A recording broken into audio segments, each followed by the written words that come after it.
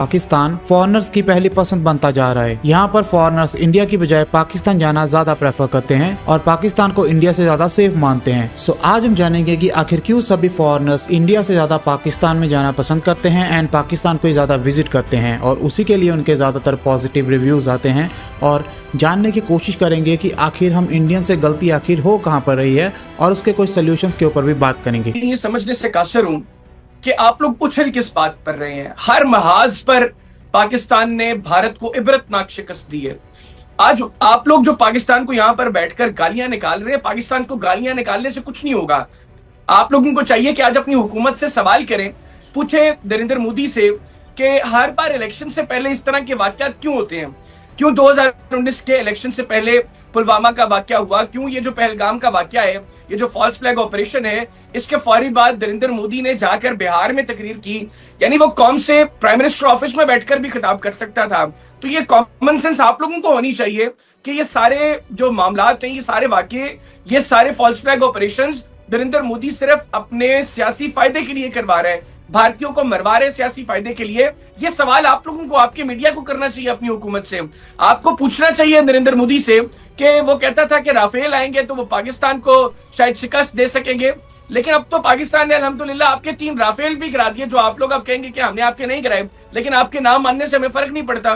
पूछे नरेंद्र मोदी से कि पाकिस्तान की फौज ने आपका इतना बुरा हशर किया, क्यों आपकी फौज जो है वो लाइन ऑफ कंट्रोल पर सफेद झंडे लहराकर पाकिस्तान की फौज से भीख मांग रही थी, रहम की भीख कर रही थी। पूछे ना नरेंद्र मोदी से कि आप लोग अगर जंग जीत रहे थे तो ये फ्रस्ट्रेशन में आप लोगों ने पाकिस्तान की 9 मिलिट्री तंसीबात पर जो हमला किया, उसके जवाब में पाकिस्तान ने किस तरह आपकी 26 मिलिट्री जो इंस्टॉलेशंस है उनको हिट किया, including your BrahMos sites, including आपके ब्रिगेड हेडक्वार्टर्स, आपकी एयरफोर्स की बेसिस को हमने हिट किया, और मोस्ट इंपॉर्टेंटली आपकी 2 S-400 की बैटरीज को हमने तबाह किया। तो ये पूछे ना नरेंद्र मोदी से। एंड अबव ऑल, अगर वो समझता था जिस तरह आप लोग भी कह रहे हैं कि भारत जीत गया है, तो क्यों आप लोगों ने जाकर पैर पकड़े अमेरिका के कि हमें पाकिस्तान से बचा लो।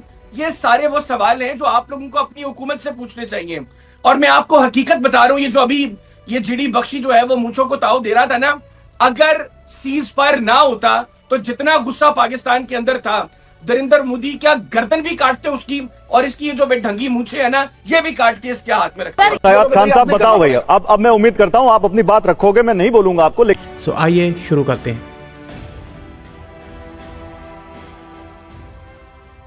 अतिथि देवो भव, ये मान्यता है हमारे देश की। बट आज के टाइम में हम जो अपने अतिथियों के साथ कर रहे हैं वो किसी से भी छुपा नहीं है। वहीं पर पाकिस्तान जो हमसे तरक्की में काफी पीछे है, वो हॉस्पिटैलिटी एंड काइंडनेस में हमसे बहुत ज्यादा आगे निकल चुका है। इंडिया में जहां पर लगभग हर फॉरेनर के साथ कोई ना कोई स्कैम होता है या फिर किसी स्कैम का अटेम्प्ट होता है, वहीं पर पाकिस्तान में फॉरेनर्स के लिए पैसा खर्चना एक चैलेंज बन चुका है, क्योंकि ज्यादातर पाकिस्तानी अपने इन फॉरेनर गेस्ट से कोई पैसा लेते ही नहीं है। So we bought bottled waters, and then he gave us sandwiches to take a picture, and then he said, keep them. He said it's for you, gift. When I arrived in Pakistan, I went to the ATM and took out 28,000 rupees. I'm on day 8 so far, and my wallet is still full.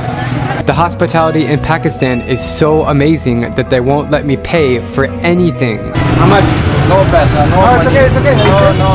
Why? He's like seriously not accepting my payment. Are you sure? Thank you. How much?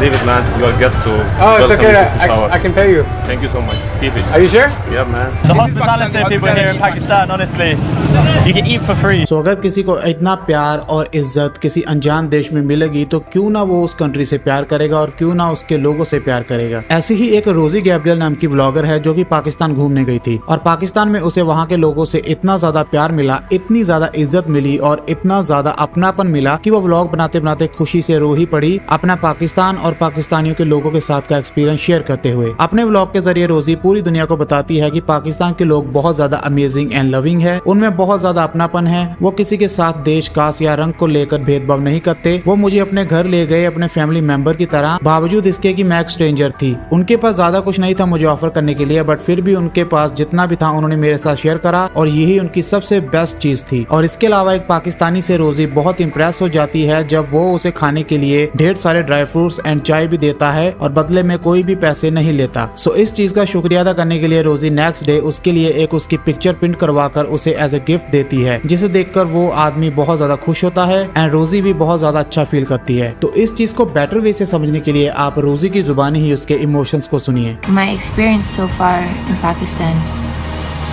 and just being so accepted and loved by the people here is so amazing. These people are so amazing. These are the most beautiful people. Muslim people. How many of you would take a Muslim you don't even know and bring them into your home without judgment? अब इसको बोलते हैं अतिथि देवो भवा, जहाँ पर जाने वाला गेस्ट खुद अपनी जुबान से उस देश की और उस देशवासियों की तारीफ करे। और हमारे इंडिया में फॉरेनर्स के साथ ठीक इसका उल्टा हो रहा है। यूट्यूब पर एक वीडियो है avoid this ice cream scam in India. यहाँ पर एक आइसक्रीम वाला जानबूझकर एक फॉरेनर से आइसक्रीम के पैसे 3 गुना ज्यादा चार्ज कर रहा था उसके ओरिजिनल प्राइस से। हालांकि वो आइसक्रीम अपने लिए भी नहीं ले रहा था, वो वहाँ पर खड़े 2-3 बच्चों के लिए आइसक्रीम ले रहा था उनके मांगने पर। एंड इधर पाकिस्तान में जब एक फॉरेनर वहाँ से एक आइसक्रीम लेता है तो वो आइसक्रीम वाला उस बंदे से पैसे लेने से ही मना कर देता है। एंड इसके अलावा 2 कोरियन लड़कियां पाकिस्तान घूमने आई थी एंड वो वहां से एक आइसक्रीम लेकर खाती हैं। बट जब वो आइसक्रीम खा रही होती है तो आइसक्रीम वाला बिना पैसे लिए वहां से चला जाता है। एंड जब वो कोरियन लड़की उसे आवाज लगाती है तो उसे पता चलता है कि पैसे पास ही खड़े एक अनजान पाकिस्तानी लड़के ने उन दोनों के लिए पे कर दिए थे। और ये चीज देख के वो कोरियन गर्ल्स काफी ज्यादा हैरान एंड खुश होती हैं। और इधर इंडिया में हम इंडियंस कोरियन लड़कियों के साथ क्या करते हैं ये तो मैंने अपनी लास्ट वीडियो में बताया ही था कि कैसे एक कोरियन लड़की पूरी इंडिया ट्रिप में सफर करती है एंड रोती हुई वापस अपने देश की ओर जाती है आई हेट इंडिया बोलते हुए। एंड इसके अलावा एक और कोरियन लड़की को मुंबई में 2 छपरियों द्वारा हरास करा जाता है जब वो उसे जबरदस्ती किस करने की कोशिश करता है। इसीलिए इंडिया आने वाली फॉरेनर गर्ल्स ये बोलती हैं आई हेट इंडिया, और पाकिस्तान में आने वाली फॉरेनर गर्ल्स ये बोलती हैं These are the most beautiful people.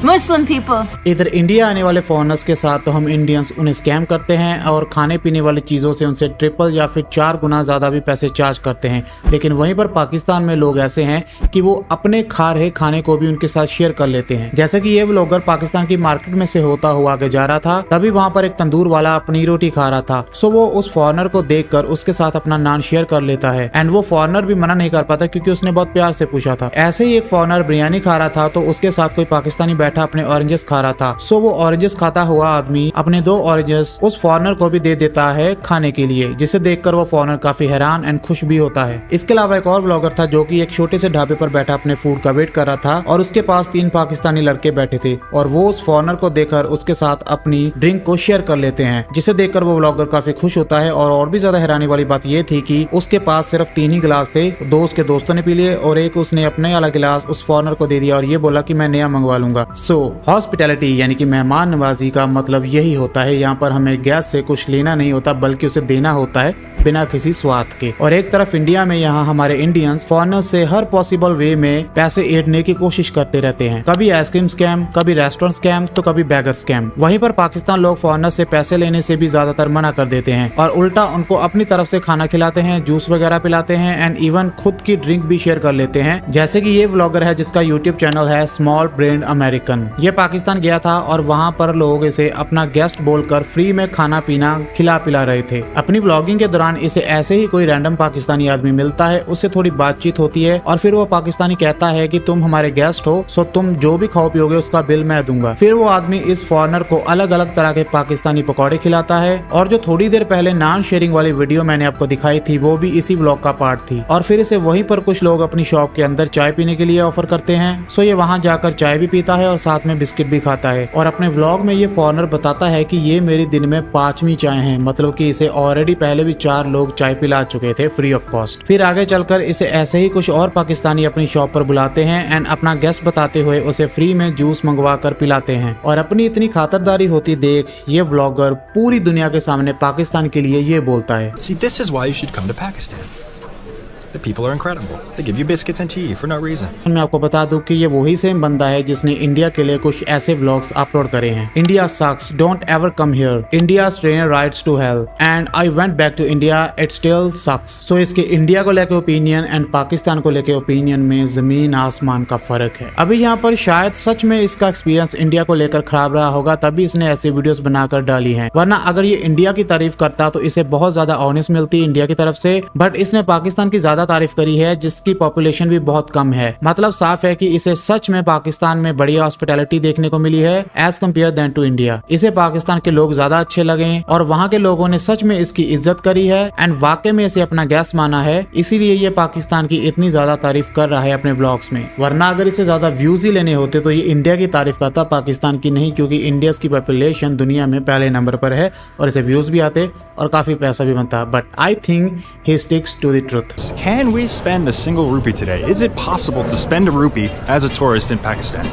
Let's find out. अभी ऐसा नहीं है कि पाकिस्तान कोई दूध का धुला हुआ है एंड वहाँ पर इंडिया जैसे स्कैमर्स या बैगर्स नहीं होते, वहाँ पर भी ये सब होता है। बट इंडिया के मुकाबले पाकिस्तान में शायद ये बहुत कम स्कैम्स होते हैं फॉरेनर्स के साथ। इसे खुद प्रैक्टिकली समझने के लिए मैंने इसे यूट्यूब के ऊपर सर्च करा, अवॉइड दिस स्कैम इन पाकिस्तान। तो ऐसा सर्च करने पर कुछ ज्यादा वीडियोस नहीं आई, कुछ गिनी चुनी ही वीडियोस आई एंड उनमें से भी कुछ इंडियन स्कैम्स की ही वीडियो शो कर रही थी। एंड जब मैंने सर्च करा avoid this scam in India, तो भाई साहब स्कैम वीडियोस की तो जैसे बारिश हो गई हो, एंडलेस स्क्रॉलिंग आ गई इंडिया की स्कैम वीडियोस की। सो ये फर्क है online India and online Pakistan में, जिसे खुद वहाँ के फॉरेनर्स ने ही क्रिएट करा है, खुद दोनों कंट्रीज को विजिट करके एंड कंपेयर करके अपना एक्सपीरियंस बताते हुए। आपको याद होगा मैंने अपनी एक वीडियो में एक अफ्रीकन अमेरिकन का व्लॉग शेयर करा था, जहाँ पर वो अमृतसर आया था एंड वहाँ पर दो पंजाबी आकर उसे निग्रो बोलने लगे, उससे पूछने लगे कि उसके बालों में जुएं हैं या नहीं। बेसिकली उसे हरास करा गया था और ऐसी हरासमेंट का सामना एक यूके से आए ब्लैकमैन को करना पड़ा जब वो पाकिस्तान के एयरपोर्ट पर लैंड हुआ और सिक्योरिटी ने उसे वहाँ पर रोक लिया। और पाकिस्तान एयरपोर्ट की सिक्योरिटी रोककर उसे पूछने लगी कि क्या वो अपने साथ ड्रग्स लेकर आया या फिर ड्रग्स बेचने तो नहीं आया या फिर कुछ ऐसा वैसा काम करने तो नहीं आया। बेसिकली वो उसकी स्किन को लेकर, उसकी काइंड को लेकर उसे जज कर रहे थे और उसकी इंसल्ट कर रहे थे। खैर जो भी हो, 1-1.5 घंटे की हरासमेंट के बाद उसे पाकिस्तान एयरपोर्ट से फ्री कर दिया गया और बाहर आकर उसने अपना एक्सपीरियंस शेयर करते हुए बोला कि पाकिस्तान आते ही मेरा ये स्वागत हुआ है और अभी मेरा मूड बहुत ज्यादा खराब है। तभी उसे देखकर एक पाकिस्तानी वहाँ पर आता है और उसे बात करने लगता है और ऐसे ही कुछ और पाकिस्तानी वहाँ इकट्ठे हो जाते हैं एंड फिर वो व्लॉगर उन सबको अपना एयरपोर्ट सिक्योरिटी वाला कांड बताता है और इसके बाद वहाँ पर खड़े सभी पाकिस्तानी इकट्ठे होकर उसे माफी मांगते हैं और वो सब मिलकर उसे काफी बातें भी करते हैं। और उनके साथ इतनी सारी बातें करने के बाद वो पाकिस्तानियों की हॉस्पिटैलिटी एंड बिहेवियर के देखकर बहुत ज्यादा खुश होता है और उसके साथ जो भी एयरपोर्ट पे सिक्योरिटी ने करा था वो सब कुछ भूल जाता है। saying like the security system is crazy, but these people are very polite. As you can see, the Pakistan hospitality, people are very friendly, but the security was very bad. They treat me very bad, and I was saying bad, but now it's good. हमारे India में कुछ लोग ऐसे हैं जो कि foreigners को दूर दूर से आवाज लगाकर अपने पास बुलाते हैं ताकि वो उनसे कुछ पैसे हिंट सकें, लेकिन वहीं पर पाकिस्तान में कुछ लोग ऐसे हैं जो कि इन फॉरेनर्स को दूर दूर से आवाज लगाकर सिर्फ इसलिए अपने पास बुलाते ताकि वो उन्हें अपनी तरफ से चाय कॉफी पिला सकें, वो ही अपने व्हीकल पर बिठाकर वहां तक ले जाकर। ये व्लॉगर पाकिस्तान में व्लॉग शूट कर रहा था कि तभी उसे रोड की दूसरी साइड से एक पाकिस्तानी बुजुर्ग आवाज लगाता है। तो ये व्लॉगर उसके पास जाता है एंड ये बुजुर्ग आदमी उससे इशारे से चाय कॉफी पीने के लिए बोलता है, तो वो व्लॉगर हाँ कर देता है एंड फिर वो उस बुजुर्ग के पीछे बैठकर उसके साथ चला जाता है। जिसके बाद ये दोनों एक छोटी सी चाय की ट्रपी पर बैठ जाते हैं, वहाँ पर चाय ऑर्डर करते हैं, चाय बनती हुई देखते हैं और फिर बाद में चाय पीते हैं। एंड इसके बाद वो बुजुर्ग आदमी उठता है एंड चाय का बिल देकर उस फॉरेनर को अस्सलाम वालेकुम कर निकल जाता है। और फिर वो फॉरेनर उस बुजुर्ग को चाय के पैसे देने की कोशिश करता है, लेकिन वो बुजुर्ग उससे कोई भी पैसा नहीं लेता। और ये बात उस ब्लॉगर ने पैसे देने से पहले ही बोल दी थी कि ये बुजुर्ग आदमी मुझसे पैसे नहीं लेगा, लेकिन फिर भी मैं ट्राई जरूर करूंगा। No, I pay. But try not to pay challenge here in Pakistan. Pakistan में ऐसे लोग हैं जो कि फॉरेनर से पैसे ले नहीं रहे और इंडिया में कुछ ऐसे लोग हैं जो कि फॉरेनर्स के पास कोई पैसा छोड़ नहीं रहे। जब सैगी टाइम ये स्मॉल ब्रेन अमेरिकन इंडिया आया था तो एयरपोर्ट से निकलते ही पहले इसने ऑटो का किराया पूछा तो इसे 300 रुपए बताया गया। फिर इसे काफी बार्गेनिंग करने के बाद एक ऑटो वाला 85 रुपीज में ही ले जाने के लिए तैयार हो गया, 300 रुपए से सीधा 85 रुपीज। उसके बाद इसकी ऑटो में एक इंडियन बंदा बैठ जाता है ताकि वो इसे हॉस्टल का रास्ता नेविगेट कर सके। एंड इस पे ये व्लॉगर कहता है कि मेरे पास तुमको देने के लिए कोई भी पैसा नहीं है। सो ये बंदा कहता है कि मुझे किसी पैसे की जरूरत नहीं है, मैं तो वैसे ही आपकी हेल्प कर रहा हूँ क्योंकि मैं एक ऑटो रिक्शा वाला हूँ। इसके बाद वो उस व्लॉगर को सही ठिकाने पर ले जाता है एंड फिर वहाँ से जब उतरता है तो ये व्लॉगर ऑटो के पैसे से बचे हुए 20 रुपए उस बंदे को दे देता है और वो बंदा वो 20 रुपए रख भी लेता है। सो आप खुद ही फर्क देख लो कितना ज्यादा है। एक तरफ वो पाकिस्तानी बुजुर्ग जो कि खुद आवाज लगाकर उस फॉरेनर को चाय कॉफी पिलाता है और उस फॉरेनर के पैसे देने के बावजूद भी वो बुजुर्ग पैसे नहीं लेता और ऐसे ही चला जाता है, और दूसरी दूसरी तरफ है हमारा इंडिया का ये बंदा जो कि जबरदस्ती पहले ऑटो में बैठ जाता है और उसकी हेल्प करने का बात बोलता है, और उसके बाद वो जब 20 रुपए उसे फॉरनर देता है तो वो ले भी लेता है सिर्फ ऑटो में बैठने के, और उसने अपने मुंह से ये बात बोली थी कि उसे कोई पैसा नहीं चाहिए, वो सिर्फ उसकी हेल्प कर रहा है। और इसी कारण हमें पाकिस्तानी व्लॉग्स में इंटरनेशनली ऐसे कमेंट्स देखने को मिलते हैं। खान साहब बताओ भैया, अब मैं उम्मीद करता हूं आप अपनी बात रखोगे, मैं नहीं बोलूंगा आपको, लेकिन सही शब्दों में रखोगे। बताओ भाई, क्यों अलग अलग नंबर दे रहे हो? मतलब पता नहीं किसी को, सब मनगढ़ंत कहानियां बना रहे हो। देखिए, मैं फिर अपनी गुफ्तगू का आगाज यहीं से करूंगा। क्रिकेट खेल के मैदान में क्रिकेट होनी चाहिए थी, खेल होनी चाहिए थी। किसी को भी ऐसी हरकत नहीं करनी चाहिए थी जो कंट्रोवर्शियल हो। वो सूर्या कुमार यादव का पहले मैच के बाद की स्टेटमेंट हो, वो हारिस रऊफ ने जो त्यारे गिराने वाला जो अंदाज था हारिस रऊफ का, वो भी नहीं होना चाहिए था। खेल के मैदान में सिर्फ खेल होनी चाहिए। अब हारिस रऊफ को ये काम करने की जरूरत नहीं थी जब सारी दुनिया जानती है कि पाकिस्तान ने जंग के महाज पर भारत को इबरतनाक शिकस्त दी है। ये सारी दुनिया जानती है, सारी दुनिया ने देखा है। और मेजर गौरव आर्या साहब भी जो अभी कह रहे हैं, उनको भी 6 या 7 के नंबर से मसला है। कम से कम इसको चीज नहीं कही मेजर गौरव आर्या ने कि पाकिस्तान ने जहाज गिराए नहीं। मेजर गौरव आर्या साहब ने भी ये नहीं कहा कि पाकिस्तान ने जहाज गिराए नहीं।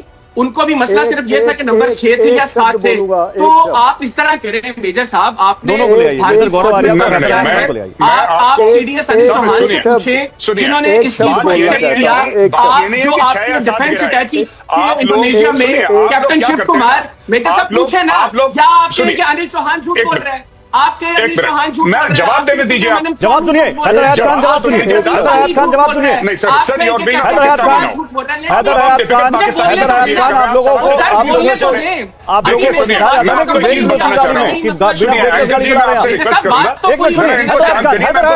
हर्षवर्धन जी के पास जाऊंगा। 1 मिनट, हैदर हयात खान रुके, उनकी ऑडियो गिराई, अभी रुके, ऑडियो गिराई उनकी। मेजर गौरव आर्या बोलिए। देखिए, बात ये है कि आप ये देखिए, अब ये फिर बोल रहे हैं सर, इनका ऑडियो में हैदर हयात खान रुक जाइए। हैदर हयात खान साहब, इतनी बड़ी बड़ी बातें कर रहे हो तो दूसरे की सुनना भी तो सीखो। ऑडियो गिराओ। ये मैं आपको एक छोटी सी बात बताऊं, ये चोरी करके कोई मुझे दर्श दे रहा था कि जब आप रिप्रेजेंट करते हैं किसी चैनल पर तो आप अपनी कंट्री को रिप्रेजेंट करते हैं।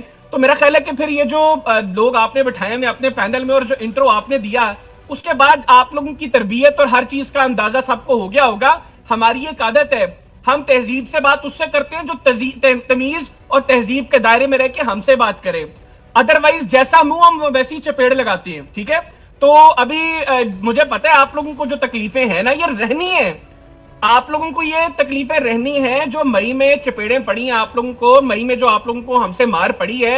आप लोग जो है वो उसके दुख से बाहर नहीं आ सकते, ना उसकी तकलीफ से बाहर रहेंगे।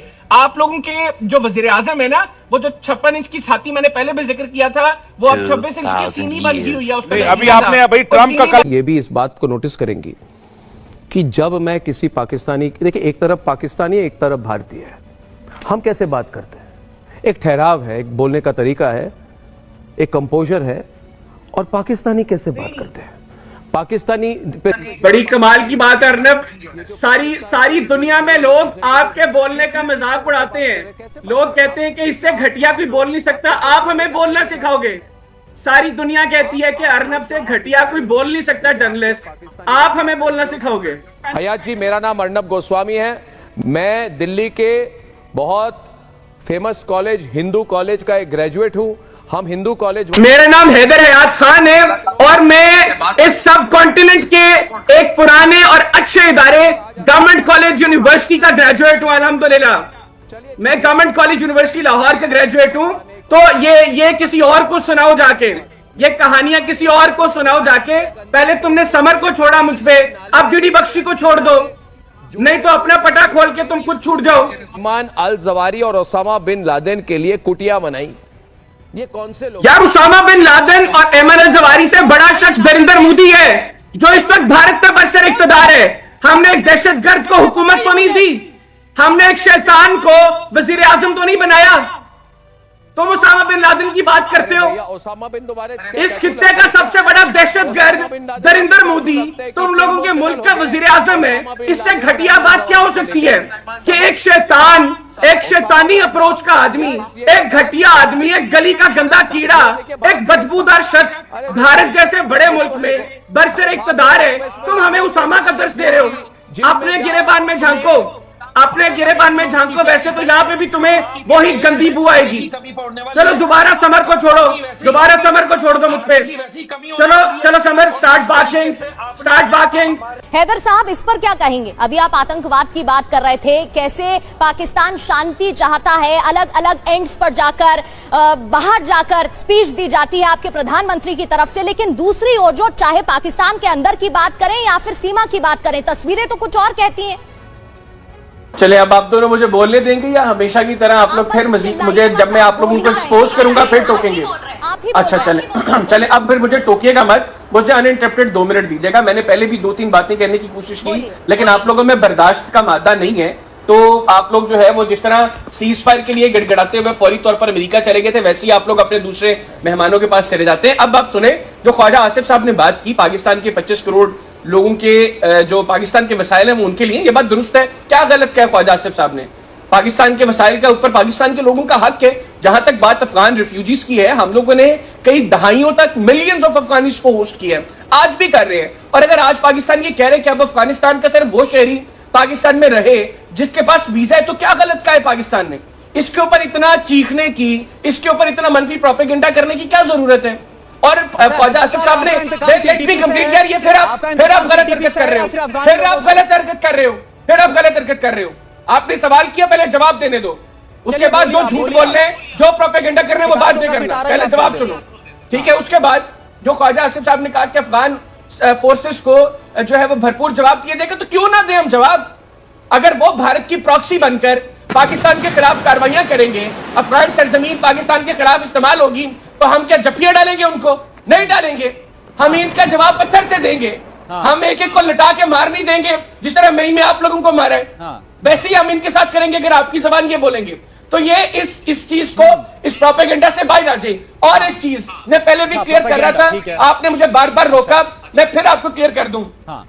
पाकिस्तान के शाहीनों की कैपेबिलिटी को डाउट नहीं करना। आप लोगों को हकीकत पता है, आज एक एक भारतीय जानता है कि पाकिस्तान की फिजाई की कैपेबिलिटीज क्या हैं। हम लोगों ने डीप इनसाइड इंडिया आप लोगों को स्ट्राइक किया है। मैं आप लोगों की फिजाइया को मनो मट्टी तले दफन किया है। आपके 4 राफेल तबाह किए, आपके 4 राफेल तबाह किए, 3 दूसरे फिजाइया के जहाज तबाह किए। तो आप लोग डाउट नहीं करना पाकिस्तान की फिजाइया की कैपेबिलिटी। अमीर मुत्तकी साहब जो भारत में बैठकर अगर इस तरह की स्टेटमेंट्स देंगे जी कि हमने नेटो से जाकर पूछ लें या अमेरिका से जाकर पूछ लें, तो मैं मुत्तकी साहब को बड़े एहतराम के साथ ये कहना चाहता हूं कि जनाब, ना हमें नेटो से कुछ पूछने की जरूरत है, ना हमें अमेरिका से कुछ पूछने की जरूरत है। इन सब के खिलाफ आप लोगों को किस तरह फतह हुई, ये आप भी बहुत बेहतर तरीके से जानते हैं और मैं भी बहुत बेहतर तरीके से जानता हूं।